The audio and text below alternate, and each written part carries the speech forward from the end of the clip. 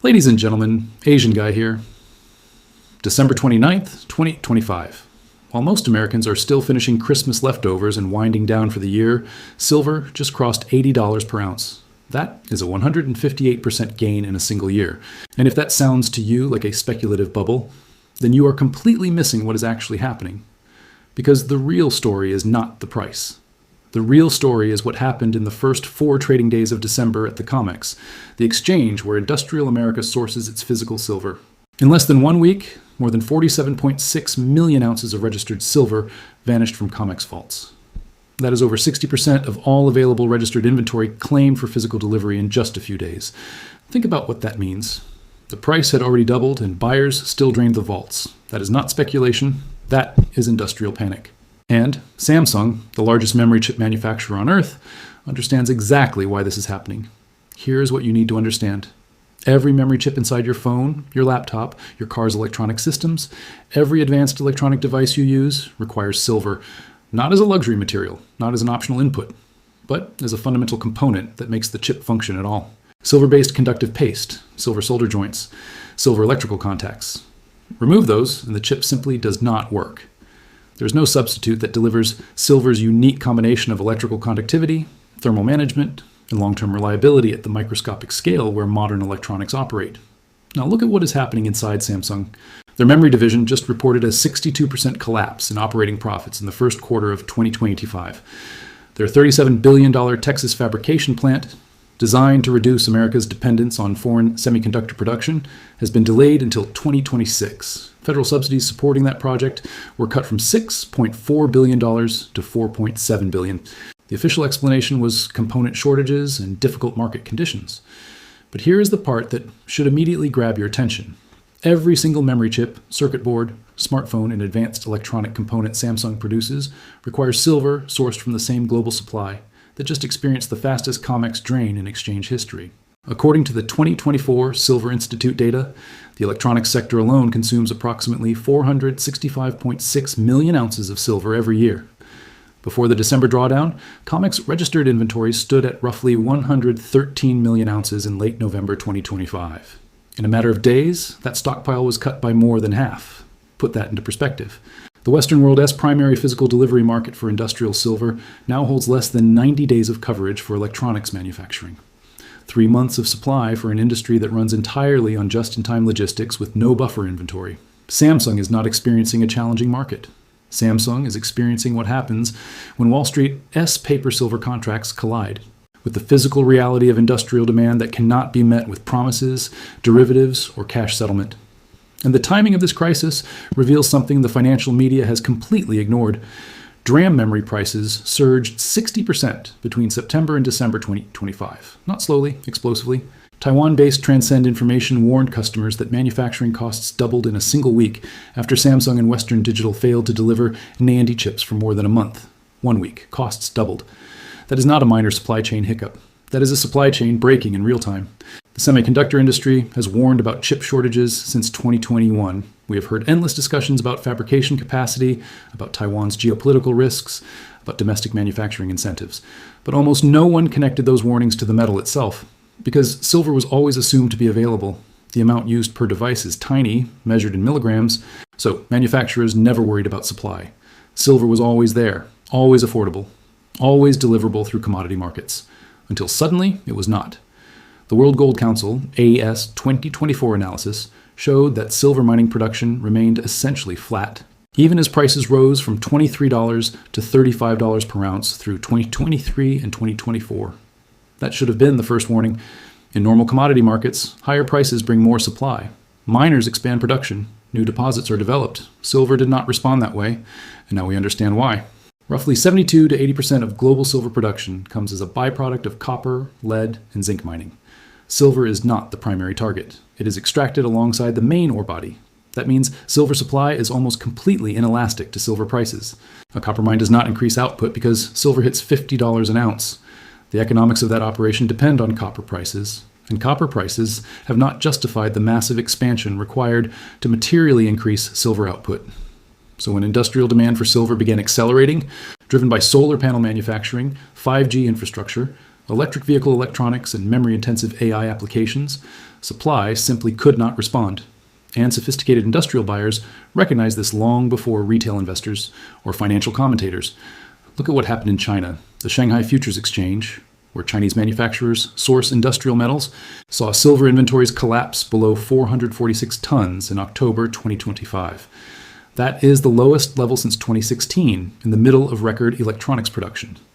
Chinese industrial buyers were not waiting for COMEX prices to adjust. They were securing physical metal while Western markets still treated silver as a financial asset instead of a strategic industrial resource. And this is where the COMEX drain becomes critical. Those 47.6 million ounces claimed in December were not taken by investors hoping to flip silver for a quick profit. Taking physical delivery from COMEX requires infrastructure, logistics, secure storage, insurance, and the ability to move 1,000-ounce bars. This was industrial demand, fabricators and manufacturers who needed actual metal to keep production lines running. And they claimed it even as prices hit $75, then $80 per ounce by December 28th, even after a 158% year-to-date gain. Even after prices surpassed the famous 1980 peak of $49.95 that stood for 45 years. That tells you everything you need to know. These buyers looked at all-time high prices and still decided the metal was more valuable than waiting for a pullback. Because inside their factories and production planning meetings, they are running calculations Wall Street has not fully grasped yet. Samsung's memory division is not just dealing with a profit collapse.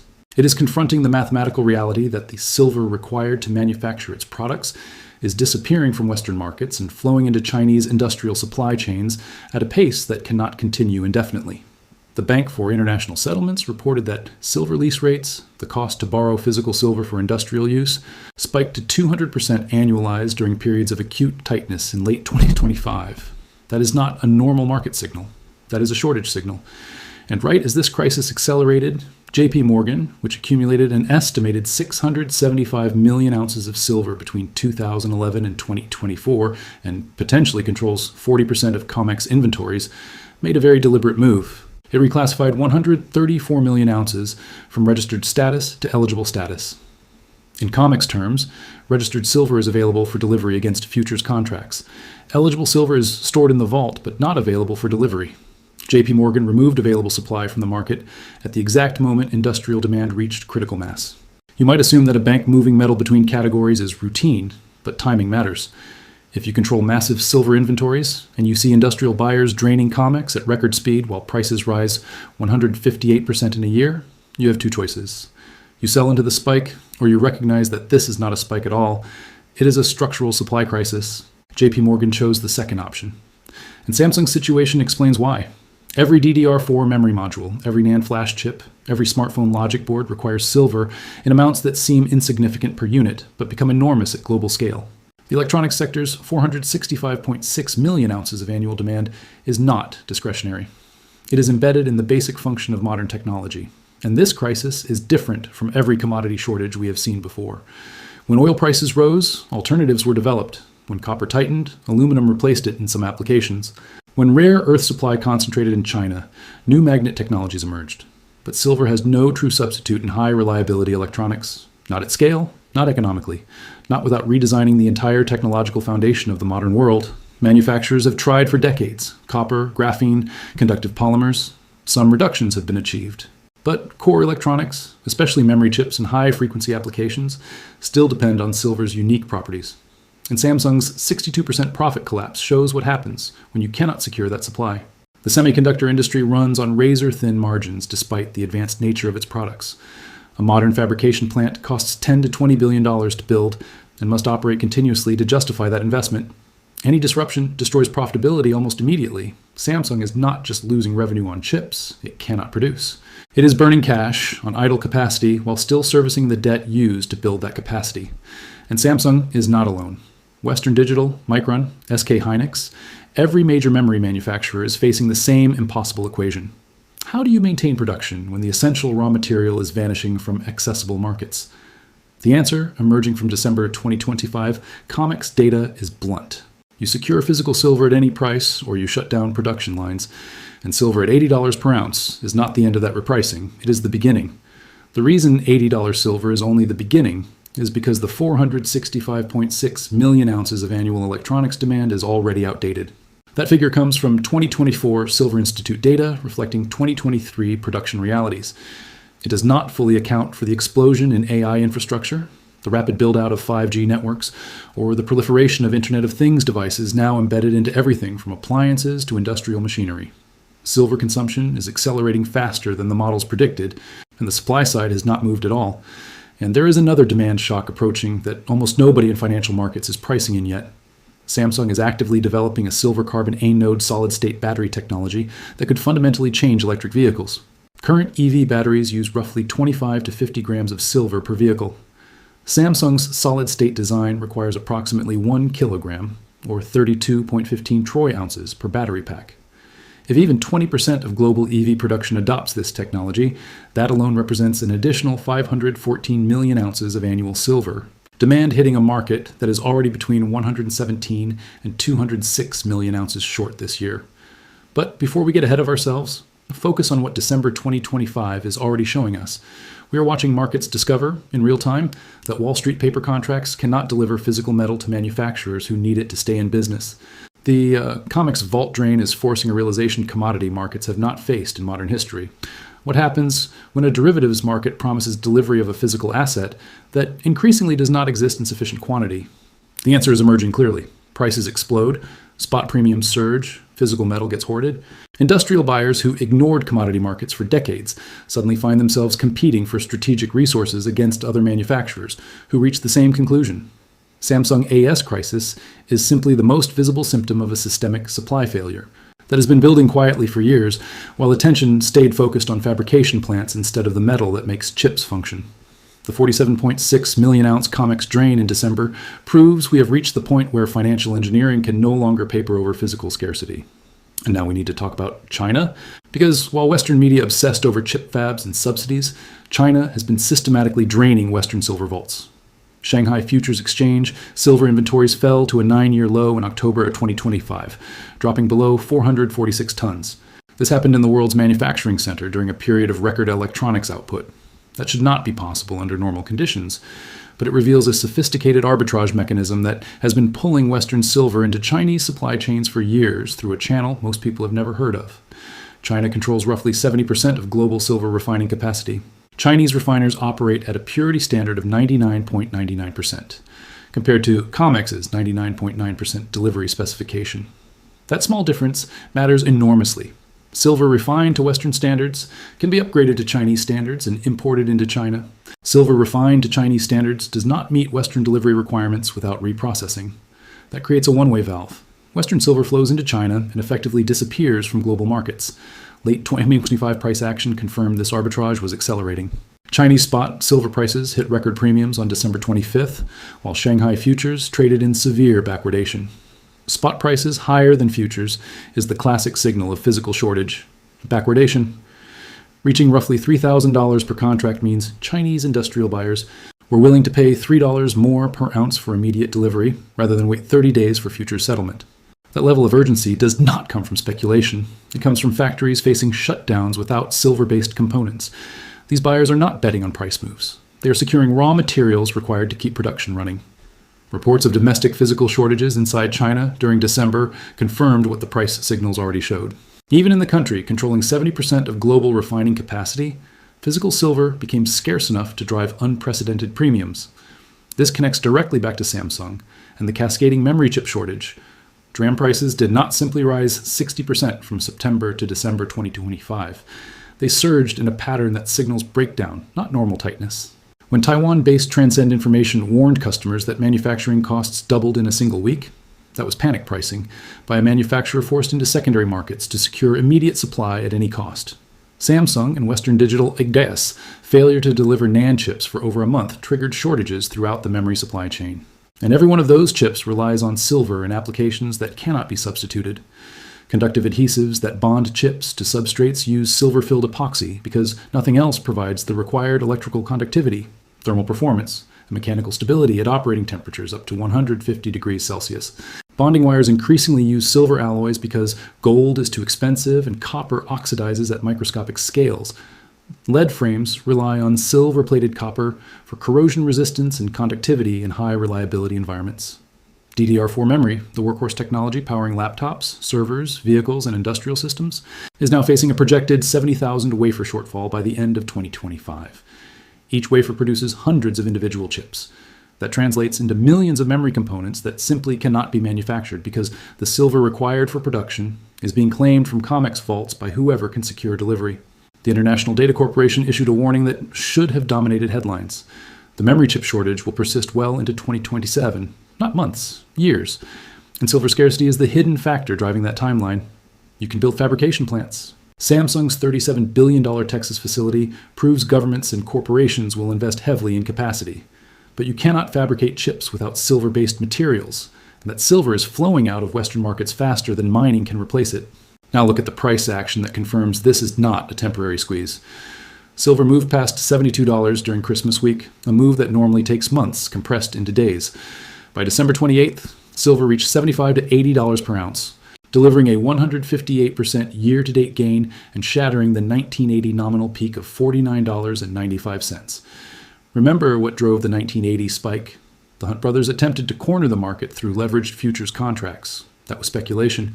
Exchanges raised margins, forced liquidation, and prices collapsed. This time is different. You cannot margin call Samsung's need for silver solder. You cannot regulate solar manufacturers out of using silver paste. Industrial demand is inelastic because it is rooted in physics, not finance.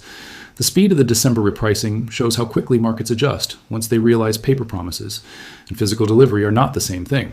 Silver lease rates spiking to 200% annualized reinforce this. Under normal conditions, lease rates hover around 1% to 2%, reflecting storage and insurance.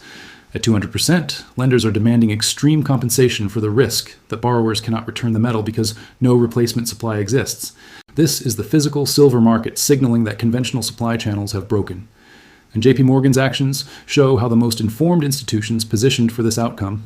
Between 2011 and 2024, JP Morgan accumulated roughly 675 million ounces of silver. That is not a trading position. That is a strategic reserve larger than many national holdings. Within that stockpile, JP Morgan held an estimated 169 million ounces at COMEX facilities, potentially 40% of total inventories.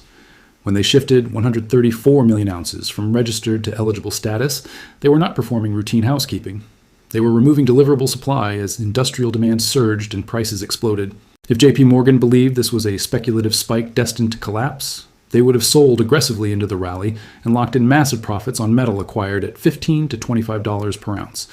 Instead, they chose to hold. They see the same supply-demand mathematics driving Samsung's crisis. The silver market has now recorded 5 consecutive annual deficits. Not a single bad year, but 5 straight years where demand exceeded mine production and recycling. The cumulative shortfall since 2021 is roughly 800 million ounces. That is nearly an entire year of global mine production disappearing from inventories. Projections for 2025 alone range from 117 to 206 million ounces of deficit, depending on methodology. Meanwhile, solar manufacturing consumed roughly 230 million ounces in 2025 and is set to increase further. Electronics demand of 465.6 million ounces is understated, and emerging technologies threaten to add hundreds of millions more ounces of demand. Now do the math. Global mine production in 2024 was about 843 million ounces. Recycling added roughly 180 million. Total supply around 1.02 billion ounces. Total demand exceeded that by over 100 million ounces before any growth. Add projected 15% industrial demand growth through 2030. Where does that silver come from? It does not come from mines. 70 to 80% of silver is a byproduct of base metal mining. Copper, lead, and zinc prices do not justify massive expansion. New primary silver mines take 5 to 8 years to bring online. Recycling is already near capacity. That leaves only one source: existing stockpiles. And December 2025 showed those stockpiles draining in real time. When COMEX registered inventory drops from roughly 113 million ounces to less than 65 million ounces in a matter of days, you are not watching a market fluctuation. You are watching decades of accumulated stockpiles being consumed to keep industrial systems alive. And the reason China recognized this years ago is why Shanghai inventories collapsed to 9-year lows while manufacturing output kept rising. Chinese buyers secured supply early, used refining arbitrage to pull Western metal into their system, and left Western manufacturers scrambling for what remains. Backwardation now confirms we have entered the crisis phase. Under normal conditions, futures prices trade above spot prices. That premium reflects storage, insurance, and time. It is called contango, and it is how functioning commodity markets behave. Backwardation, where spot trades above futures, occurs only when immediate physical demand overwhelms available supply. When backwardation persists for months and reaches levels equivalent to $3,000 per contract, it signals that industrial buyers no longer trust futures markets to deliver metal when needed. COMEX is now showing the same breakdown. 60% of registered inventory claimed in 4 days while prices hit all-time highs confirms the disconnect between paper contracts and physical delivery. The memory chip shortage persisting into 2027, according to IDC, is not primarily about fabrication expertise or capacity. It is about manufacturers competing for the same shrinking pool of silver. And there is no rapid fix. Prices rise, lease rates spike. Backwardation becomes structural. Manufacturers either secure metal at any price or shut down lines. Samsung's 62% profit collapse is not an anomaly. It is a preview. As January 2026 approaches, what was historically a minor delivery month is now showing record open interest. That matters. Because January will test whether COMEX can actually deliver physical silver to everyone holding contracts. If it cannot, confidence in commodity futures markets faces a shock unlike anything seen in decades.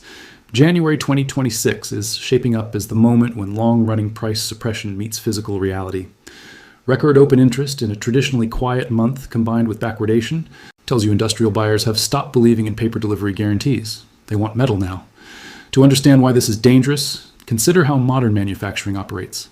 Samsung does not stockpile 6 months of silver solder. Apple does not warehouse excess silver-based components. Tesla does not maintain strategic reserves of silver for vehicle electronics. Just-in-time logistics eliminated inventory buffers decades ago because carrying costs destroy margins. That system works only if commodity markets function perfectly. Futures contracts are supposed to guarantee delivery when needed, but when 60% of deliverable inventory disappears in 4 days and lease rates spike to 200%, that system becomes dangerously fragile. One delivery failure triggers production shutdowns. Shutdowns cascade. Samsung halts chip output. Companies dependent on those chips stop manufacturing. Retailers face shortages, and the digital economy discovers how dependent it is on one metal that cannot be substituted, printed, or synthesized. Silver DS moved from $30 to $80 in a single year will not be remembered as excess. It will be remembered as the first repricing, the moment when markets began to confront a deficit that cannot be resolved quickly. And unlike oil or copper, there is no strategic reserve large enough to bridge the gap. There is no rapid substitution. There is no technological workaround ready at scale. That leaves only one mechanism to balance the market: price. Price must rise until demand aligns with constrained supply. But industrial demand does not bend easily. It continues bidding. That is why the question is no longer whether silver breaches $100. The question is how far it goes before new supply finally arrives, years from now. And by then, the structure of global manufacturing may look very different. By the time new supply finally does arrive, if it arrives at all, the damage will already be done, because supply does not respond to silver prices in months or even years. It responds over geological timelines, 5 to 8 years at best. That means everything unfolding now carries consequences that stretch well into the next decade. When markets finally accept that reality, silver will no longer be priced as a trade. It will be priced as a constraint. This is where the narrative flips completely. The conversation will not be about whether silver is overbought or whether a pullback is coming. It will be about whether enough physical metal exists to support modern industrial civilization at its current scale. Because silver is not optional, it is not decorative. It is not speculative in its primary use. It is embedded in the infrastructure of the digital age. Every smartphone, every laptop, every electric vehicle, every solar panel, every AI data center depends on silver as a functional necessity. Remove it, and the system does not slow down. It stops. And that is why the market behavior we are seeing now does not resemble previous cycles. This is not capital rotating between asset classes. This is industry competing for survival. When manufacturers realize that futures contracts cannot guarantee delivery, they change behavior permanently. They stop trusting paper markets. They begin acquiring metal whenever it appears. They store it off market. They do not sell into rallies. That metal is gone for years. Once that mindset spreads, liquidity collapses. Price discovery accelerates. Volatility increases, not because of speculation, but because supply is thin and demand is rigid. That is how strategic commodities behave when scarcity becomes undeniable. Silver is approaching that threshold now. The December 2025 COMEX drain was not random. 47.6 million ounces did not disappear by accident. Those bars moved because someone needed them more than the market needed price stability. And those buyers were willing to pay record prices to secure delivery. That behavior will repeat. If January 2026 becomes that breaking point, the consequences extend far beyond silver prices. Commodity futures markets exist to provide certainty. Manufacturers hedge input costs, secure delivery timelines, and operate efficiently because they trust that contracts will translate into physical supply. If that trust breaks, the entire structure of modern industrial logistics changes overnight. Manufacturers will no longer rely on futures markets to source silver. They will treat it as a strategic material. Whenever physical metal becomes available, they will buy it outright, store it privately, and remove it from circulation. They will not sell it back into markets during price rallies. That behavior alone would permanently tighten supply and accelerate price discovery beyond anything models currently assume. And this is not theoretical. It is exactly how industrial buyers behave when supply chains fracture. We saw it with rare earth elements. We saw it with semiconductor equipment during the pandemic. Once trust is lost, stockpiling replaces efficiency. Prices stop being signals and become barriers. The national security implications should already be obvious. Silver is not just used in consumer electronics. It is essential for defense systems, secure communications, aerospace technology, satellites, radar, and advanced weapons platforms. Yet policymakers focused almost entirely on fabrication capacity while ignoring the raw materials those fabs depend on. Samsung's delayed Texas facility is a perfect example. Even when completed, it will require a steady flow of silver-based solder, adhesives, and conductive materials. Without them, the most advanced fabrication plant on Earth produces nothing. The CHIPS Act allocated over $50 billion to domestic semiconductor manufacturing. Not $1 was directed toward securing silver supply. As January approaches, open interest on COMEX contracts continues to climb. For a traditionally minor delivery month that is unprecedented, backwardation persists. Spot prices remain elevated. Lease rates remain extreme. These are not warning signs anymore. They are confirmation. If delivery failures occur, legal challenges follow. Industrial buyers cannot accept cash settlement when they need metal to operate factories. Litigation would freeze markets. Confidence would evaporate. And manufacturers worldwide would immediately shift sourcing strategies. At that point, silver would no longer trade like a commodity. It would trade like a strategic resource. Pricing would reflect scarcity, not financial positioning. The implications for consumer prices are significant. When silver costs double, manufacturers pass costs through. Electronics become more expensive. Vehicles rise in price. Renewable energy installations cost more. Inflation pressures reemerge from an unexpected source. But demand does not collapse. People do not stop buying phones or cars because silver is expensive. They absorb the cost. That is what makes this crisis so dangerous for pricing models. Demand destruction does not arrive at $100 per ounce. Now consider the broader market realization. Retail investors, and even many institutions, still view silver through a historical lens shaped by the 1980 collapse. They assume every spike ends the same way, but the underlying dynamics today are completely different. In 1980, there was no structural deficit, no 5-year cumulative shortfall, no dependence of the global digital economy on silver-based components. That collapse was driven by leverage and regulatory intervention. This crisis is driven by physics and geology. Once markets internalize that distinction, pricing regimes change. Silver stops trading as a monetary relic and starts trading as an industrial bottleneck. And this brings us back to Samsung. A 62% profit collapse in a flagship division is not noise. It is a signal. It tells us that even the most sophisticated manufacturers in the world are vulnerable when one critical input becomes scarce. As more earnings reports reflect similar pressures, markets will connect the dots. Analysts will revisit assumptions. Demand forecasts will be revised upward. Supply projections will be revised downward. When that happens, price moves accelerate again. Some analysts argue that high prices will solve the problem by bringing new supply. That is how commodities are supposed to work. But silver does not respond normally. 5 consecutive years of deficits prove it. Nearly 800 million ounces have already been consumed from stockpiles while production stayed flat. Why did miners not ramp up when silver rose from $23 to $80? Because they cannot. Most silver is a byproduct. Base metal economics drive output. Copper mines in Chile or Peru expand only if copper prices justify years of permitting, capital investment, and infrastructure. Even then, incremental silver production is negligible relative to the deficit. Primary silver mines represent only about 20 to 28% of supply. Bringing a new one online takes 5 to 8 years. Even if every company started today, meaningful supply would not arrive until the early 2030s. Meanwhile, industrial demand is projected to grow 15% through 2030. Solar manufacturing alone is forecast to consume over 230 million ounces annually. Electronics demand continues accelerating as AI data centers expand. Each data center contains thousands of servers. Each server contains multiple boards. Each board uses silver-based components. Then there is Samsung's solid-state battery technology. Current EVs use roughly 25 to 50 grams of silver. With global EV production around 14 million vehicles, that already consumed over 100 million ounces annually. Samsung's design requires 1 kilogram per vehicle.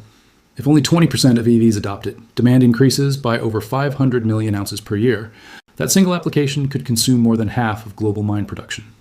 And unlike investment demand, industrial use locks silver into products for a decade or more. Recycling recovers only part of it. Some is lost permanently. Now consider price implications. Analysts tracking metals for decades project silver breaching $100 per ounce by the end of 2026 as suppression mechanisms fail. December's move from $59 to $80 in weeks suggests even that may be conservative. This was not holiday volatility, it was a physical squeeze.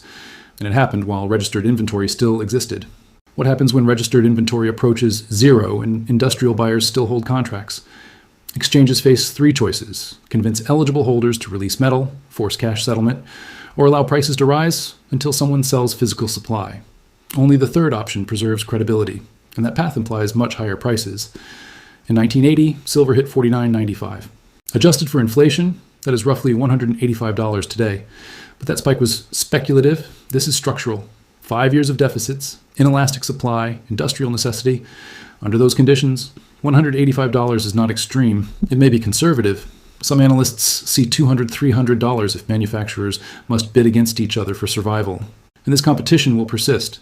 IDC projects chip shortages into 2027. That means sustained industrial bidding for silver over multiple years. At the same time, China continues drawing Western supply through refining arbitrage. This is not a temporary shortage. It is a transfer of strategic material. While policymakers focused on semiconductor subsidies, they ignored the metal required to make chips function. Samsung's $37 billion Texas fab cannot operate without silver solder and adhesives. The CHIPS Act allocated billions to fabrication, but nothing to silver supply. January 2026 will expose that oversight. If COMEX fails to deliver metal, manufacturers will abandon just-in-time sourcing.